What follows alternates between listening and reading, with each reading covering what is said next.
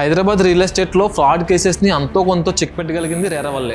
రేరా అంటే ఏంటి, అసలు రేరా అనే పేరు విన్నప్పుడు ఎప్పుడైనా డౌట్ వచ్చిందా మీకు? సింపుల్ గా చెప్పాలంటే రేరా అంటే real estate regulatory authority. Real estate లో రూల్స్ అనేవి స్ట్రిక్ట్ గా మెయింటైన్ చేయడానికి గవర్నమెంట్ పెట్టిన ఒక సిస్టమ్. రేరా రాకముందు వరకు ఒక ఫ్లాట్ గానీ ఒక ప్లాట్ గానీ కొనాలంటే చాలా రిస్క్ ఉండేది. అది ఎలా అంటే ఒక ప్రాపర్టీ కొన్నాక బిల్డర్ సమ్ రీజన్స్ చెప్పి ప్రాజెక్ట్ డిలే చేసినా మనం ఏం చేయలేం. అండ్ అది కాకుండా పేమెంట్ టెన్షన్స్ ఒకటి. కానీ ఇప్పుడు మొత్తం మారిపోయింది. బిల్డర్ ప్రాజెక్ట్ స్టార్ట్ చేయాలి అంటే ఖచ్చితంగా రేరాలో రిజిస్టర్ అవ్వాలి. రేరాలో రిజిస్టర్ అవడం అంటే project approvals, time lines, EC, layout plans, project documents, ఇలా ప్రాజెక్ట్ సంబంధించిన అన్ని వివరాలు రేరా వెబ్సైట్ లో విజిబుల్ గా ఉంచాలి. సో దీనివల్ల మీరు ఎప్పుడైనా ప్రాజెక్ట్ డీటెయిల్స్ అనేవి వెరిఫై చేసి తెలుసుకోవచ్చు. సో ప్రాజెక్ట్ రేరా అప్రూవ్డ్ అంటే సేఫ్ అనమాట.